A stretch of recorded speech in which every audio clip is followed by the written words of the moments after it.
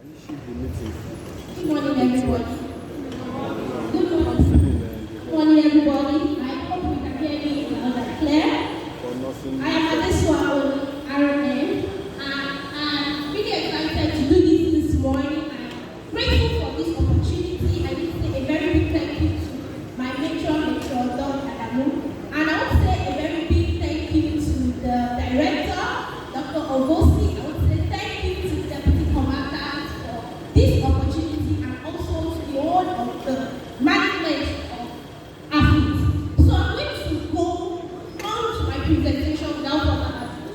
And today, celebrating the Nurses Week is the all of those 7 days, starting from yesterday. And today we are going to be having this presentation, the nursing profession and you.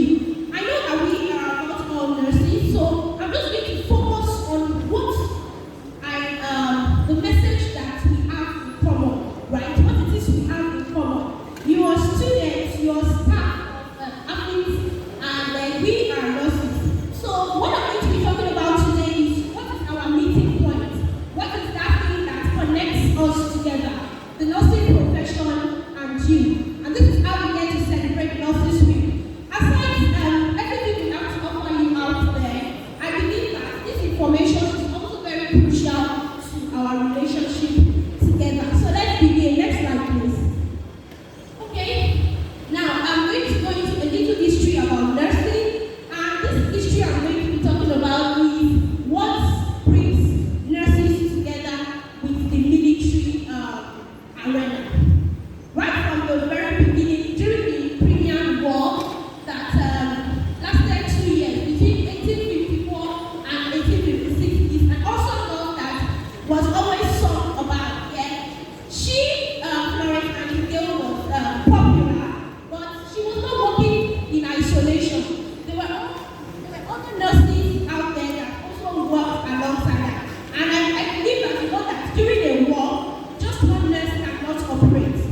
Just one person cannot operate. But she is a popular person that people were always speaking about. Now, what's this connection? During the war, this nurse was the one that usually go about with the lab to treat wounded soldiers. And that is why every student here, I want you to recognize the fact that we have an history together. We have an history together. So this depicted that Florence Nightingale was an exceptional nurse, and after winning the Crimean War, to tackle the woman with the lab. Other women also nurse soldiers alongside Nightingale, and also deserve to be recognized. And I want to say that every nurse right here, you deserve to be recognized. You all deserve to be recognized. And I want you to know that every nurse that nurses you also deserves to be recognized. And I also want you to know that if you come to the hospital, we appreciate your coming. Yes, we appreciate your coming because we would rather you come to a professional than go to an auxiliary. We would rather you come to a professional than you go to the roadside over the counter to get whatever you need to get, and then in the process harm yourself. Next slide, please. Right, why Nightingale stood out during the war and what improved the conditions of the soldiers at the war? Nightingale prepared an 18-page report for the commission on the welfare of the army. Now, if Florence Nightingale was not educated, there is no how she can document so much to send to the military personnel as a feedback from the war. That goes to show that if you have a friend, if you have a family member that is aspiring to be a nurse, please enlighten her enough to go to school. There are schools that are institutions that are recognized by the federal government, recognized by the state government, that you should say your words to. Please, if you have a friend that wants to study medicine, that wants to study nursing, the easy way out should not be taken. The easy way out should not be taken, because you can fall into the hand of a quack. And believe you me, if you fall into the hand of a quack, your life is not safe. Why? Because she doesn't have the scientific rationale behind what she does. Please, if you have somebody with you that is aspiring to be an auxiliary, I couldn't call them nurse, please. I want you to delete nurse from the front. An auxiliary is an auxiliary. Please ask them to come into athletes, right? And study like you. Because anybody that comes to athletes to study aeronautic engineering, if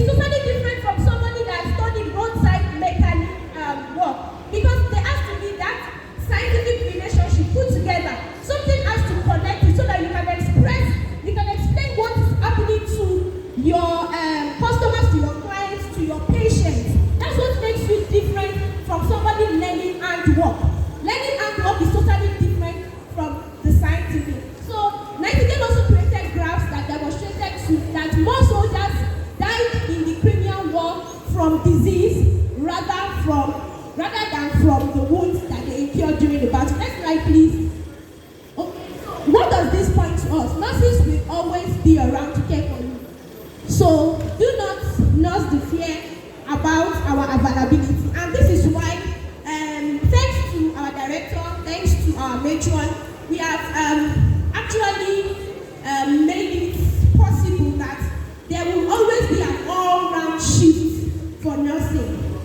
I believe that in every hospital you go, anywhere, anytime you need medical help, you will always get somebody. That question of availability will never be there. So you wouldn't have an excuse to personalize somebody beside your house because you don't find it fit to go to the hospital. We will always be there for you. Yes, we constantly suffer severe short-staffing, which is making our work to be hampered. We are doing our best to ensure that no one really needs to be stranded. Yes, there's a possibility that wherever you go, there will be short-staff. I want you to realize the fact that nurses also have families, nurses also have concerns, nurses also fall sick, doctors fall sick, doctors have families, they have emotional ties. So there may be situations where you will come before the health professional and you wouldn't meet the person in the complete framework. This understanding is we are all scientific people here, and that is why you are in school. You need to recognize the fact that your nurse may be nursing a headache, your nurse may be having stage 1 cancer, your nurse may be having a baby that is a sickle celler. So realize the fact that we are all dealing with emotions, and sometimes we too may be stranded, right? But despite all of the things we need to undo and deal with, we want to be there for you too. So however, we hope that pray that someday staffing will no longer be our problem. The government will staff all our facilities properly, and every time we come to the hospital, we will always be there. Next slide, please. Okay, so we decided to run 3 shifts. Let's practice. Please, next slide. Okay, now the trust factor. We want to reassure you that all nurses want you to recover. So if you meet a bad nurse, it means that she has been bad even before she came to the profession. I want you to acknowledge the fact that we have good bankers and we have bad bankers. I want you to acknowledge the fact that we have bad lawyers and we have good lawyers. I want you to acknowledge the fact that we have good doctors and we have bad doctors.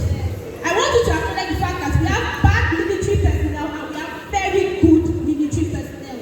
So everywhere you go, in every facet of life you get into, there will always be the good eggs and there will always be the bad eggs. I want you to acknowledge this and realize that, okay, this is a situation where you hope and pray that you fall into the hands of the good ones. And the good ones always do their best to give optimal health to the society. Next slide, please. Okay, so nurses' duties to you. So in this next few slides, I'll be talking about what are our duties to you, and then I'll be talking about what are your duties to us, right? So I'm going to start from us. Our duty is to give caregiving, right? And caregiving falls into all the procedures we do for you, from bathing you when you are sick, when you cannot move your feet or your head, to dressing your wounds, to giving you IV fluid, to giving you your medication.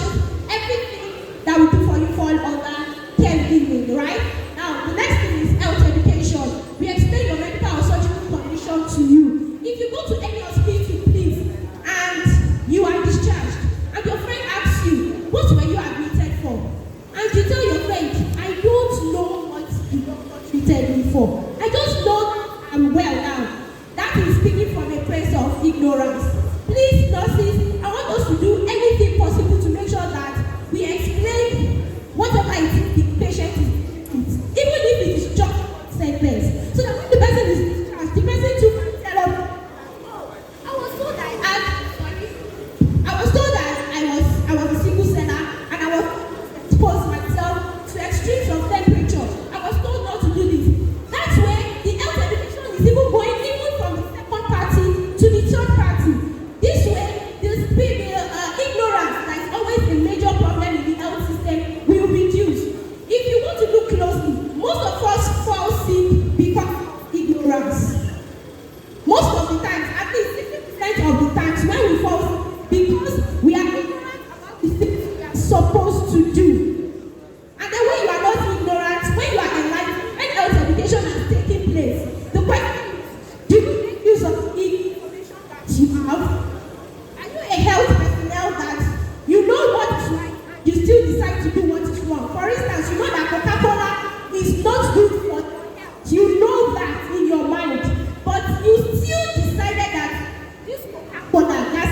must drink am. Anything and anybody to make you cry.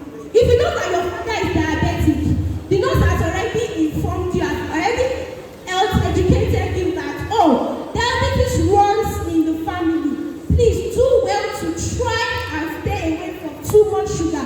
It just goes to show you that as a young folk, right here, you should be to prevent diabetes from being your portion when you are or you are fit. I need help with this speaker, right? So health education is very important. When you come to the clinic, apart from the medications we give you, we are also going to educate you about how to even use the medications. And I want to beg us, when you are giving anti-malaria, don't use only the day one dose. Please try and complete your medications. I'm using this forum to tell us because we are so new here, and some of us will go back home and not hear these things. But I'm using this opportunity to let us know that medications are meant to be completed. If you have antibiotics, please do well to use the antibiotics for 7 days or 10 days according to the prescription that's written by the doctor, right? This is very important because if you use your medications halfway, you are only calling for a repeat of your symptoms after 2 weeks, right? So next slide. Okay, I'm going to be done in about 7 minutes, right? We advise, right? Nurses advise you about things you are supposed to do. Now, counseling, we give counseling to both young and old patients. Advocating, we advocate for you, and sometimes we are the middleman between you and other health professionals. Sometimes not patients have to go to the lab to do some things, and then when they get their result, they are like, nurse, what is happening? I don't understand. Sometimes we are the middleman between you and other health professionals. Now, nurses do this to you. We don't give family planning. We help you to relax. We give you therapy. You know, smiling is a therapy. If you go to the clinic and meet a nurse that was frowning, you should actually say thank you. Because sometimes the smile she gives back to you is enough therapy to make some people recover. Now, your duty is the nurse. Number one, do well to come to the clinic before your condition gets too bad. Do not patronize over-the-counter medications. Do not patronize or submit your body to quackery or any form of unprofessional conduct. Please do well to always report at the clinic when you need to. And please don't condition to get very bad before you report at the hospital. Do well to ensure that you sleep in mosquito. Now, someone come to the clinic and will say, I didn't get anti-malaria. Why didn't you get anti-malaria? It means that anti-malarials are the first batches of drugs to finish at the clinic because everybody always comes down with malaria. You need to realize that Nigeria is malaria endemic region. Even if you don't have malaria, if the people at the laboratory take your blood sample, they will still find traces of the malaria parasite inside. Thank you, ma'am. So please do well to always sleep under your mosquito nets and don't expose yourself to mosquitoes. Don't stay out on the field for long hours, exposing yourself to malaria, right? So also, kindly explain your feeling whenever you come to the clinic. Sometimes some of us come to the clinic and you just tell the doctor, I have malaria. You need to explain what you feel, not give the doctor your diagnosis, right? Always do well to come with your identification, right? We cannot assume that everybody is a student, so always come with your identification. Now, do not repurchase all drugs that will be prescribed to you.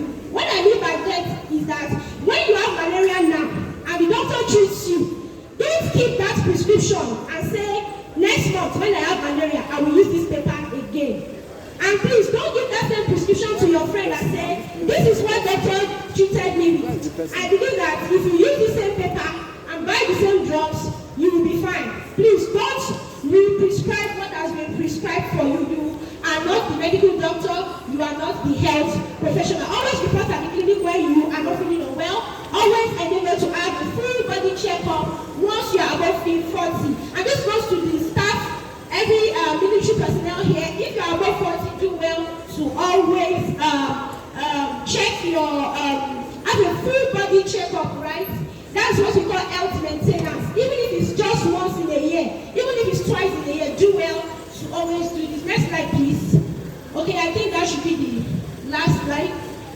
Who is helping me with the slides? Do you want to always cooperate with the caregiving to you? Never give the same prescription to your friend. Do not have too many visitors visiting you at the clinic. This is a very important issue because a lot of us come with all our friends in our dormitories, in our hostels to the hospital. If there are too many visitors with you, it is not the best. Next slide, please. Okay, so we celebrate you. So I use this opportunity to say a big thank you for being available to be cared for. We celebrate all the nurses. Some of us have become patients in the course of trying to care for you too. So some of us forget to eat breakfast. Some of us forget to eat our dinner or lunch because of you. So we celebrate every nurse in this place today, and I celebrate you for also coming to us. Thank you so much, everyone. I celebrate you all. God bless you.